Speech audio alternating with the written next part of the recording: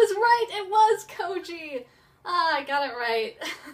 So, not a whole lot happened in this second episode, and I don't know what I was expecting to happen, but I got to the end of it and I was like, what was the point? And I know I said in the last one I was excited that they jumped right into the action and didn't really waste so much time with exposition, but there needs to be more exposition now, because I know Adventure got off to kind of a slow start, and Tamers got off to a very slow start. But there was a lot of character development in those early episodes. You know, with Frontier, so far we have 5 main characters. In Tamers, there were 3. In Adventure, there were 7 starting out. So there was a lot of ground to cover in the character development in those early episodes of Adventure, just getting to know all the kids. So it's not that I mind that they're taking it slow, but I feel like, okay, there wasn't a lot of story revealed in this episode, but at the same time, there wasn't a lot of character development either. And there's not a whole lot of action going on. So now I really am starting to need that exposition so that I have a reason to care. 'Cause right now it's just not, like, I'm still enjoying it, but it's not hooking me in. Even Tamers hooked me in as slow as the first few episodes were. The only thing we really got in the way of story in this episode was the introduction of the villain, who is Cherubimon, who was the villain in Hurricane Touchdown. And if I have my facts right, he's one of the only Digimon who has both a good form and a bad form. You know, a pure form and a corrupted version. And that was the point of Hurricane Touchdown, that Cherubimon had been corrupted and the kids needed to purify him. It wouldn't bother me so much that the story isn't picking up right away if there was a lot of character development being done in this time. But there's really not, and that really bothers me. Zoe's starting to get on my nerves. Like, she's already starting to bother me. I can see why people don't like her. JP is also kind of getting on my nerves, but I have a feeling that he will not ultimately bother me as much as Zoe does. Tommy doesn't bother me. Incidentally, he's not bothering me at all. Mostly because I hate when people get annoyed with little kid characters for being too whiny or saying that they cry too much. And I just want to say, they're little kids, and they're being thrown into danger. Like, I know we all say, oh, I wish I could have gone on all these fantastic adventures as a kid, but I'm willing to bet most of us would be really freaked out and really scared and just want to go home and probably cry a lot. And I always thought TK was a good little kid character, because he was taken in by all the fantasy, and he really loved the more fun aspects of the digital world, but the harsher aspects of it really got to him. And I feel like Tommy is basically a proxy for TK. You know, he's becoming attached to Takuya very quickly, and it's like, oh, you look so cool, I want to digivolve just like you, and but at the same time, very scared and easily frightened. Incidentally, that's the same reason that Takato doesn't bother me at all from Tamers. I get so annoyed when people say, oh, Takato's too sensitive, and no. Takato is a great character, and he's a great example of how sensitivity can be a weakness and a strength, and he does not cry too much. I'm sorry, but Takato is a fantastic character. I'm starting to see why people hate Zoe. And it's not because she's girly, because Mimi is super girly, and Mimi's adorable. I love her. But Zoe, like, she's got the tsundere thing going on, and it's not fun. It's just not fun. She's teasing Takuya, and she's being all coy and flirty, and then they fall down that hole, and she ends up clinging to him. And when she realizes what she's doing, she smacks him and then says, "Oh, keep your hands to yourself." And I'm like, that's not funny. It's not funny at all. And by the way, if they're building up to a romance between Takuya and Zoe, way to get off on, like, the best foot ever starting out here, just being like, oh, look, they hate each other and they're gonna fight all the time, but over time they'll grow to love each other. That's not cliche at all. Like, coming off of Tamers, which, you know, if you saw my last video, you know how I feel about the romance in Tamers. Coming off of that, this is just such a step backwards, and I'm already starting to worry that maybe the story is going to be kind of thin here. What bothers me about the evolution in this series, one of the best things about the evolution in the first 3 series was that it was very much tied to the emotional journey of the characters, and each new step up in evolution was only achieved because the kids discovered something about themselves and grew to become better people. And in Frontier, they're just kind of finding their spirits, and then they can automatically use them. So I guess it concerns me, because I know there's the spirit, and I know that there's the beast spirit, but still, you put all those together, and that's what 10 episodes, 12, if you want to count the 6th Ranger. So that's 12 episodes of finding spirits, and so far there's been no kind of emotional journey attached to them whatsoever. What are we going to do with the rest of the the 40 some episodes? What are we gonna do? I am starting to get concerned.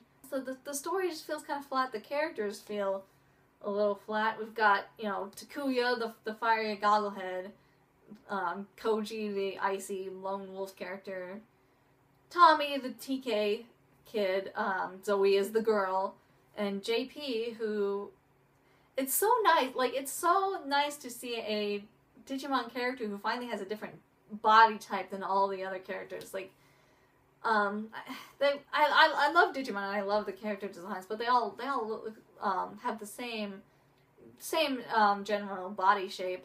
I think the closest we got to having a character who looked really different was Yoli, who was kind of tall and lanky and a little awkward looking, but she still basically looked like everybody else. And I guess if you really want to stretch things, you've got Cody and TK and Cart when they were younger were like little babies, but still, JP is the first character who's been like a really a very different body type, and it's nice to see. But at the same time, okay, so far his biggest defining characteristics is that he likes food. Like, way to go, way to not be stereotypical. And I guess also he's a flirt. Okay, but otherwise I find myself like grasping at straws for who these kids are. Which is odd, because we have fewer main characters. You'd think there would be more time to develop their personalities, and maybe I am just being too harsh because it's only the 2nd episode. I'm sure we'll find out more about them, but still, I even feel like at this point in Tamers and Adventure, I felt like I knew who the characters were a lot more than in this one, and it's disappointing. So there really wasn't a lot to this episode, but one thing I did want to discuss was the deal with the fractal streams. In every series up until this point, there has been a moral quandary over killing Digimon. In Adventure, it wasn't that much of a big deal, because they did establish the reincarnation system, and so, when the good guys die, they're just gonna come back, and when the evil ones die, well, they're evil, so who cares? The villains in Adventure were portrayed as being pretty much irredeemable. They were corrupted bits of data, and, killing them, they didn't even really die. Their data was just, like, moved somewhere else.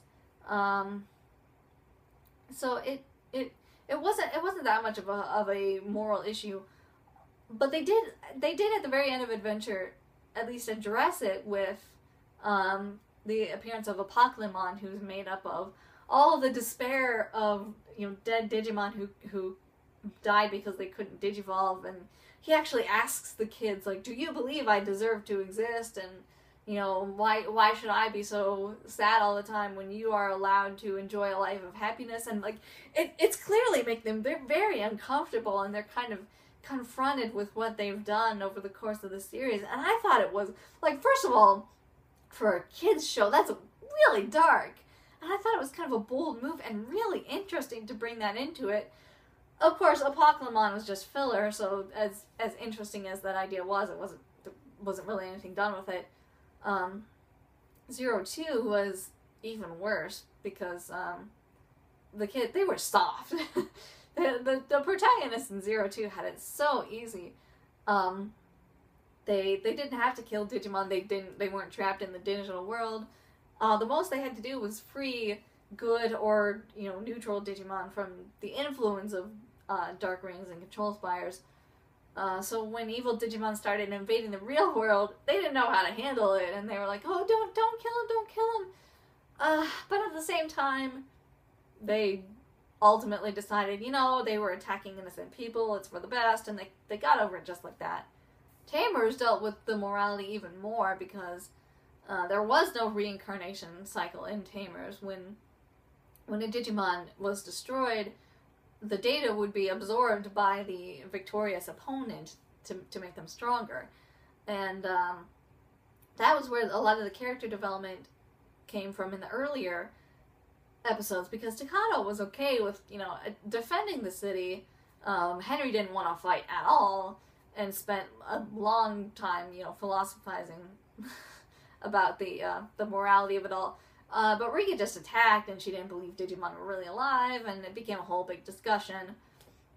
And after a while, the kids actually stopped absorbing enemy data in the hopes that maybe the data could find its way back to the digital world and be reborn and have another chance at life. And there's a lot of gray morality stuff going on in that season that's really interesting, but the point is, in every season so far, it's been a discussion, whether it's seen as right or wrong, if Digimon are really alive, and if it's okay to kill them. They've talked about it. They've at the very least talked about it. So, in Frontier, which last time I called the lighter iteration of the franchise so far, killing Digimon is apparently just a thing that they're gonna do. In the first episode when Takuya as Agunimon defeats Cerberumon, he just absorbs Cerberumon's data without even batting an eye. And like I was willing to say, okay, maybe it was just his Digivice doing it for him and he didn't really have a choice.